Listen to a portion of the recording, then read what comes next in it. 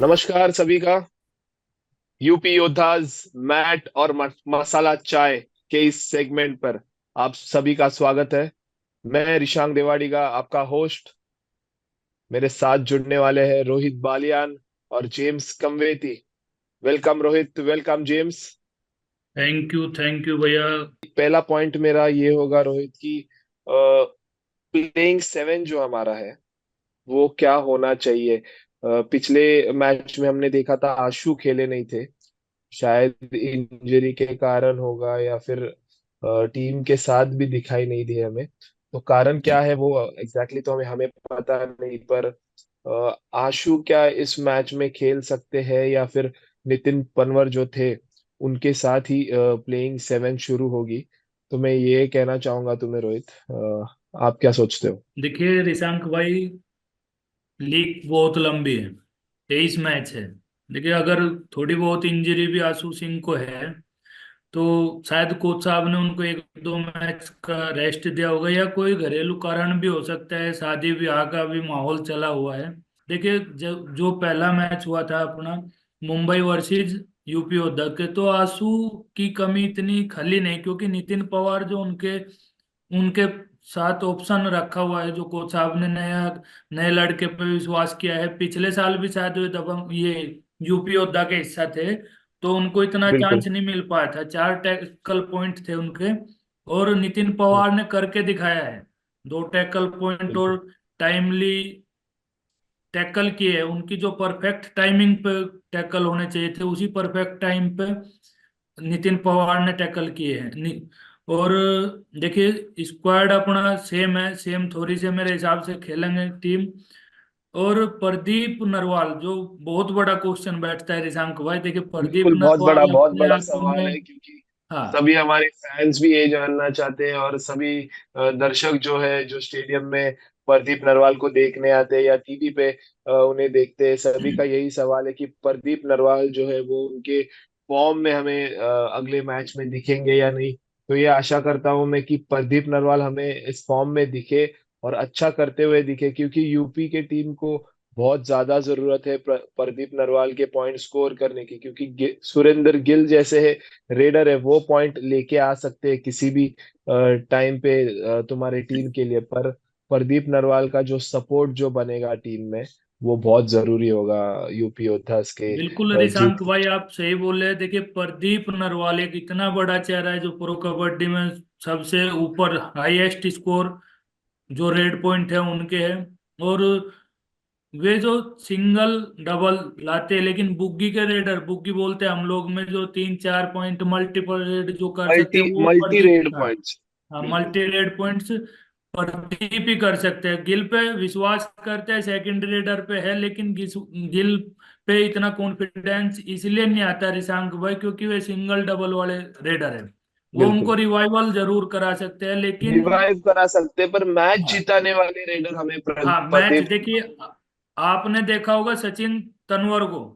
सचिन तनवर जो पूरा स्ट्रगल करते हैं, पूरा संघर्ष करते हैं, लेकिन अपनी टीम को कभी अपने दम पे मैच नहीं जिता सकते। नहीं जिता पाते, देखिए बिल्कुल। गिल में वो क्वालिटी है, मैं ये नहीं बोलूंगा कि क्वालिटी नहीं है, गिल में क्वालिटी है। फिर भी फर्स्ट रेडर हम प्रदीप को ही देखना चाहते हैं मैच पे, क्योंकि प्रदीप में उन्होंने अपने दम पे 3 ट्रॉफी उनके नाम है।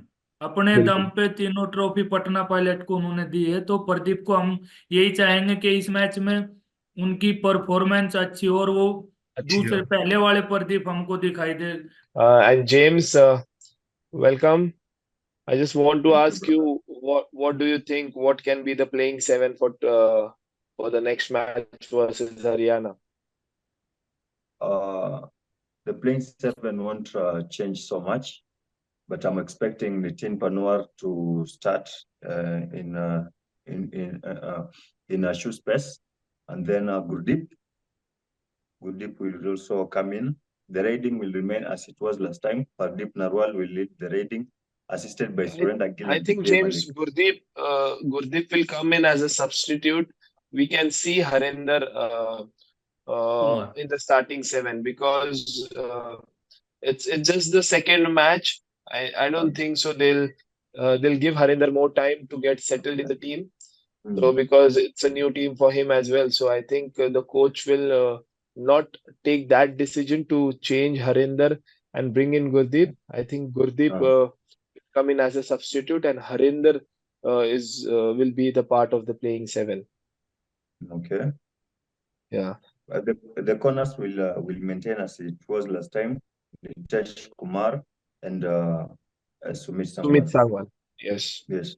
Mm. So the team for UP Yodhas starting seven will be Pardeep Narwal, Surinder Gill, Tej Kumar, Yes. Vijay Malik, Yes. Sumit Sangwan, Nitin Nitin Pawar, Pawar.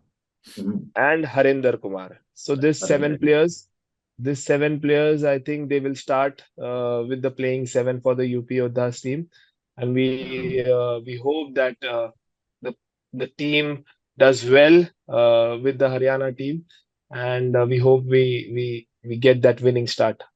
देखिए रिशांक भाई, मेरा मानना यह है कि हरियाणा स्टीलर्स एक पैक टीम है और तीन कंटिन्यू प्रॉपर रेडर उनमें है। देखिए रेडर अपना काम करेंगे यूपी योद्धा के, सुरेंद्र गिल नहीं, प्रदीप नरवाल करेंगे, प्रदीप नरवाल नहीं आपके विजय मलिक करेंगे। अगर विजय मलिक भी नहीं करते तो अनिल, जो एक नया चेहरा उभरता हुआ चेहरा दिखाई दिया, अनिल अपना बखूबी काम करेंगे। लेकिन डिफेंस को काम करना होगा यूपी को अगर जीतना है, क्योंकि उधर तीन प्रॉपर रेडर बैठते हैं रिशांक भाई। सिद्धार्थ बिल्कुल, देसाई। मुझे भी यही पॉइंट आपको बताना था कि जो डिफेंस जो है हमारा, वो अगर जी संभल भाई। के खेल गया तो रेडर्स को सिर्फ हमें खुला छोड़ना है, उनको जो करने वो करना चाहते हैं वो करने देना है। पर डिफेंस जो है, जो यूपी योद्धास की हमारी एक कोर मानी जाती है, एक स्ट्रेंथ मानी जाती है, तो उनको मुझे लगता है कि बहुत संभल के खेलना पड़ेगा, क्योंकि हमने बहुत सारे मैचेस देखे, कल के मैचेस भी देखे, उसके पहले भी मैचेस देखे। जो टीम डिफेंस में अच्छा करते हुए दिखी है, उसी टीम ने मैचेस जीते हैं अब तक।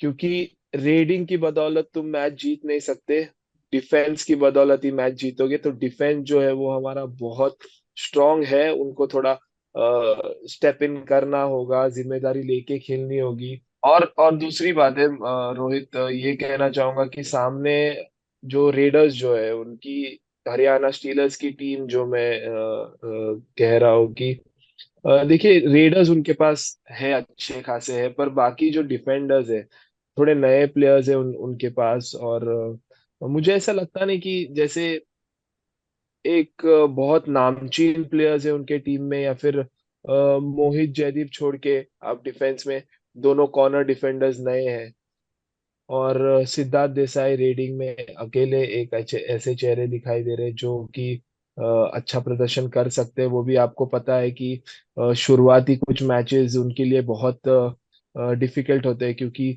बहुत ज्यादा जो है वेट को मेंटेन करके उन्हें आना पड़ता है खेलने के लिए। तो हाँ, थोड़ी एनर्जी कम हो जाती है शुरुआत के मैचेस में, बाद में वो धीरे धीरे अपना लय पकड़ते हैं। लेकिन मैं जो चिंतित हूँ वो के चंद्रन रंजीत से चिंतित हूँ, क्योंकि वो जो उन लास्ट सीजन उनका थोड़ा फीका रहा, लेकिन वे ठीक है। अब की बार कंटिन्यू अपनी परफॉर्मेंस को अप करने के लिए अब की बार दबंग दिल्ली में जिस सीजन में खेले थे वो चंदन रंजीत भी दिखाई दे सकते हैं आपको, क्योंकि फोकस चंदन रंजीत पे करना होगा इनको बहुत ज्यादा। मैं यही बोलना चाहूंगा कि चंदन रंजीत पे फोकस किया जाए।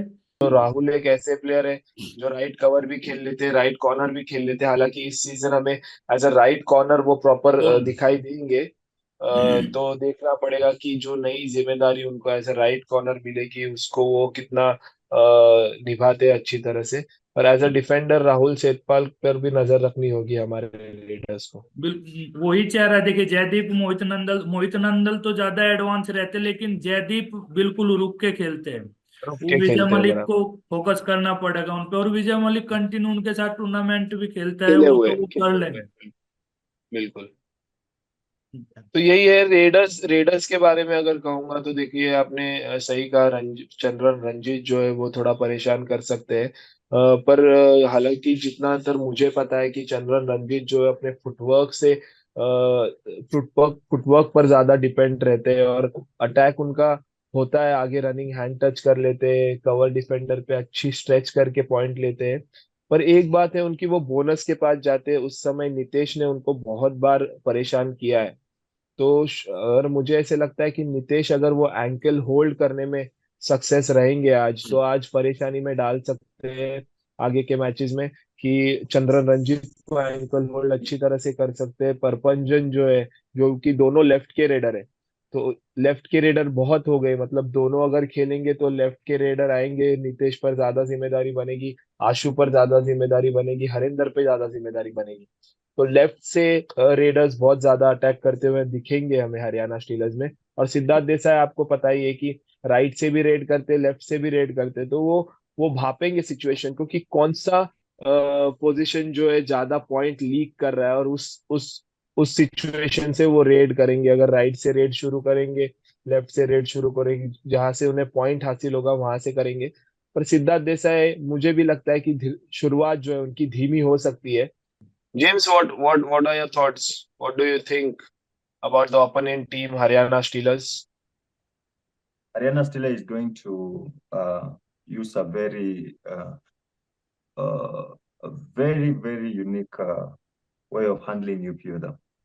They are going to introduce Siddharth Desai to disable our defense, but mostly they are going to use Chandran Ranjit. I remember when we played against Gujarat, and Chandran Ranjit scores his first Super 10 in our match. So I think he's going to be a very crucial weapon against UPO. And unlike Siddharth Desai, who everyone is expecting to be the main raider, I think who is going to take the control is Chandran Ranjit.